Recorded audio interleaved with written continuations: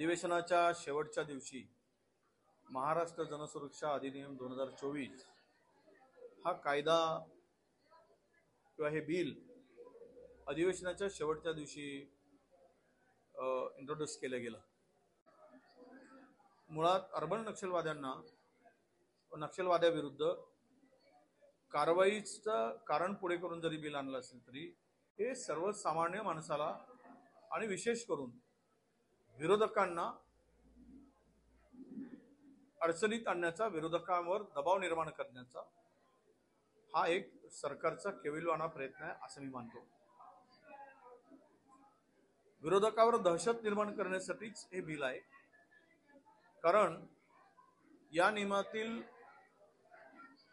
कलम 6 आणि कलम 2 आणि पोटकलम 6 अन्वये एखादी संस्था बेकायदेशीर असली तरीही त्या सदस्याला संस्थेच्या सरकार विरुद्ध कुठलंही आंदोलन केलं असेल किंवा सरकारच्या चुकीच्या धोरणाचा विरोध केला असेल तर त्या विरुद्ध कारवाई करता येईल। लोकसभेमध्ये ज्यावेळेस सपाटून मार खाल्ला गेले सरकारने, महाराष्ट्रामध्ये भाजपचा पराजय झाला, त्यामुळे अर्बन नक्षलवाद्यांच्या नावाखाली एक बिल आणून कायदा करून विरोधकांनाच दाबण्याचा प्रयत्न या सरकारने सुरू केला आहे। विशेष म्हणजे सरकारच्या विरुद्ध किंवा आंदोलनास जरी प्रोत्साहन दिलं तरी 2 वर्षासाठी अटक किंवा 2 लाखाची शिक्षेची तरतूद या बिलामध्ये आहे। एखादी संस्था ती कुठलीही असेल, त्या संस्थेच्या एखाद्या सदस्यांनी जर कुठलंही स्टेटमेंट सरकार विरुद्ध केलं असेल तर त्या संस्थेच्या सर्व सदस्यावर कारवाई करायची तरतूद यामध्ये आहे। म्हणूनच सामाजिक संघटनांनी याला विरोध केला होता। विरोधक म्हणून आम्ही या बिलाला विरोध केला। त्यामुळे शेवटच्या दिवशी 2 दिवस पूर्वी आलेलं बिल मंजूर करण्याचं धाडस सरकार करू शकलं नाही। पण यामध्ये मात्र प्रचंड मोठा धोका लोकशाहीला या बिलामुळे निर्माण होतो।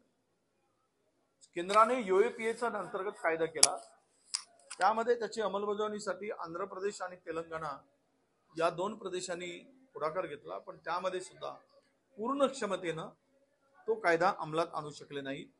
त्याला प्रचंड विरोध झाला। एकही भाजप शासित प्रदेशात या कायद्याला अद्याप तरी अंमलबजावणीमध्ये यश आले नाही। अशा स्थितीत महाराष्ट्राला टार्गेट करून महाराष्ट्रातील सत्ता बळकवण्यासाठी निवडणुकीच्या तोंडावर उद्या अध्यादेश काढून, कारण अधिवेशन कुठल्याही तोंडावर नाही, अध्यादेश काढून कायदा अंमलात आणण्याचा सरकारचा प्रयत्न आहे। यातून स्पष्ट दिसते आहे की यामध्ये सरकारच्या मनात आलं त्यावेळेस विरोधी पक्षाला, विरोधकाला ते केव्हाही अटक करू शकतील असा यांचा गुप्त कट आहे किंवा गुप्त मनशा या सरकारची आहे, हे आता स्पष्ट झालेलं आहे। म्हणूनच आम्ही या बिलाचा सदैव विरोध करू, आवश्यकता पडली तर रस्त्यावर उतरू, परंतु ही लोकशाहीवर गदा आणणारं, लोकशाहीला धोका पोहोचणारं, लोकांच्या स्वातंत्र्याची गळचेपी करणारे हे बिल कदापि मंजूर होता कामा नये, ही आमची स्पष्ट भूमिका आहे।